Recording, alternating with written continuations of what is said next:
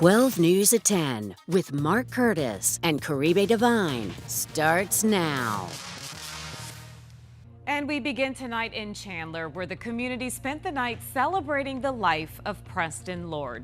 The city has officially proclaimed today as Preston Lord Day, and tonight the East Valley came together to remember the teen who was killed last year in a group assault outside of a Halloween party.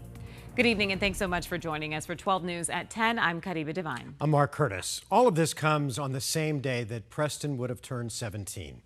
12 News journalist Bianca Bono was at tonight's celebration and has more on how his life is being remembered.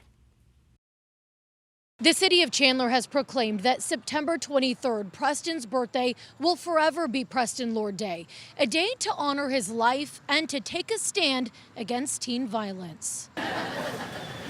It was just really fun being around him. Even since middle school, it had always been fun. He'd always lit up the room. Inside the distillery in Chandler Monday night. He was always trying to keep people involved. He never liked seeing people left out. Laughter and tears. Along with losing Preston, I have lost part of myself that will never return.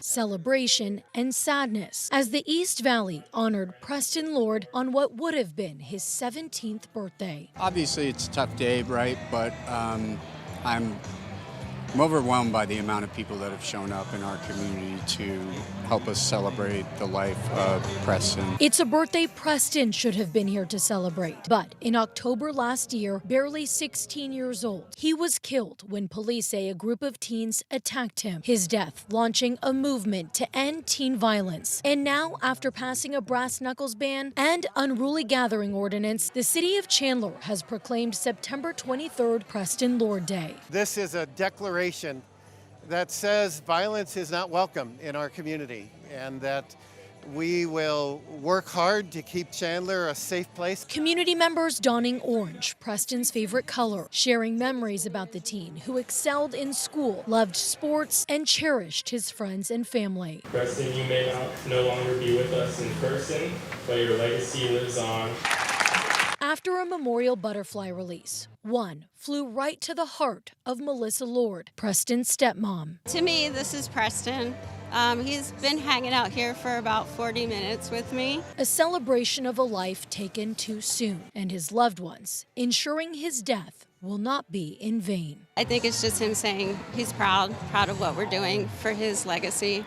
And the YMCA was also here for this celebration of life to offer first aid and CPR classes to teens.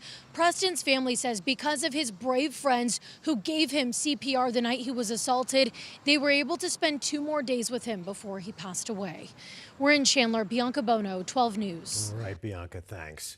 Tonight, police in Tempe are investigating after a Democratic campaign office was damaged by gunfire. Video from the scene near Southern and Priest shows several bullet holes in the door and the windows of the office. No one was there at the time. 12 News received this statement from the manager of the Harris campaign saying, quote, overnight, several shots were fired into our Tempe Democratic Party coordinated campaign office. We're grateful to Tempe police for coming quickly to the scene and are fortunate no one was present or injured. Now to Tucson, where police are still looking for the person responsible for shooting and killing a man at the University of Arizona. Campus police say that just before 11 o'clock last night, they found a man shot near the Arizona Sonora dorm. Police haven't released his name or his age, but they say that he was a Pima Community College student. Police believe that he was shot during an altercation at the volleyball courts nearby. The university released these photos here, believed to be the suspect. They say that he's about 6 feet tall and between the ages of 19 and 25. Just a month into the school year, ASU students are being told they'll have to pay more starting next semester. Officials say it's all because the state legislature cut $24 million in funding for the university. 12 News journalist Chase Golightly is live at the ASU Tempe campus tonight. And Chase, you talked to some students and learned this isn't the only big change that's coming to the university. Mark, that's right. These budget cuts are also forcing ASU to close down one of its campuses and also create serious problems for programs and scholarships here at the university.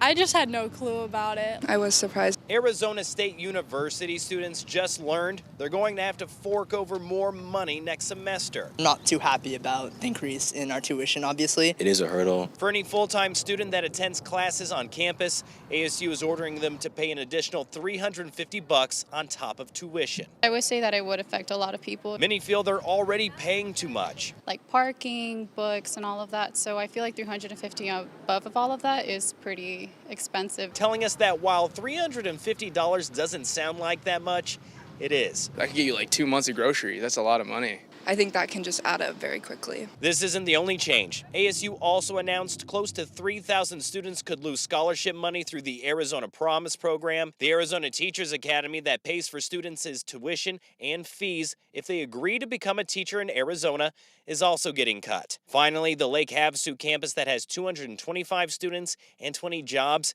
is going away completely. Officials with ASU says the reason why this is all happening is because the state legislature cut ASU's funding by $24 million. ASU President Michael Crow issuing a statement saying in part, these necessary actions reflect the continuing lack of public investment from state government for higher education in Arizona. It was really frustrating. State Senate Minority Leader for the Democrats, Mitzi Epstein, says this all happened because of Arizona's billion-dollar budget deficit. $350 for a student surcharge or so. That shouldn't be happening. I hope this isn't the start of a continuation that's just going to keep going up. Now, I did also reach out to Senate Republicans and Governor Katie Hobbs. I'm still waiting to hear back from both of them. I also want to point out that part-time students will also have to pay a surcharge. While we don't know what that exact amount is, we were told it will be less than what full-time students will pay, which again will be $350 next semester. We're live in Tempe tonight. Chase Golightly, 12 News. Chase, thanks. Let's get a look at your weather impact forecast with meteorologist Crystal Long. And Crystal, beautiful weekend, but it looks like our first week of fall will feel more like the middle of the summer. Yeah, hope you didn't get used to those double digits this weekend because summer vibes are super strong over here. I mean, we already started off spicy this week with 105 today, but we're going burning hot to wrap up your work week. I mean, ghost pepper hot at 110. Typically, we kissed goodbye our last 110 of the year on August 26th. Last year, we took it to September 10th, okay. But the record latest, as it stands right now, set in 2010, is September 19th. But I have it in the 7-day. That's later in the calendar. We're after a new record latest. Your 12 News exclusive monsoon meter is about to go into storage a week from today. It will officially end next Monday. But don't expect any last-minute chances for storms. It's just going to stay at 0, and our attention turns to that intense sunshine and strong high pressure. Tomorrow, we're already turning up the temperatures. 107 in Phoenix and Havasu, 93 Sedona, and a pair of 8s in Payson. All right, Crystal, thank you. Earlier today, a union of Wells Fargo workers sent a letter to the company's CEO demanding change. It comes after the body of Denise Prudhomme was found several days after she died at a Tempe corporate office last month. Now, the union's letter to CEO Charles Scharf says that the workers were saddened and outraged by what happened last month. They also made several demands, including improved safety precautions, better communication and transparency, and a reevaluation of its return to work policy. We heard from a union member who says that it's about making sure that employees feel secure. The biggest issue that I have with this is there's still been no communication after a month and a half. There's still no one saying, hey, this is what we're going to do to change our security protocols, to change our safety protocols. We want to know how we can be assured that the team members are going to be safe in their office. And Wells Fargo sent 12 News a statement in response to the union's letter. It says in part, for any employees with specific concerns, we encourage them to continually share their feedback as this helps us build a stronger company. The full statement can be found on our website at 12news.com.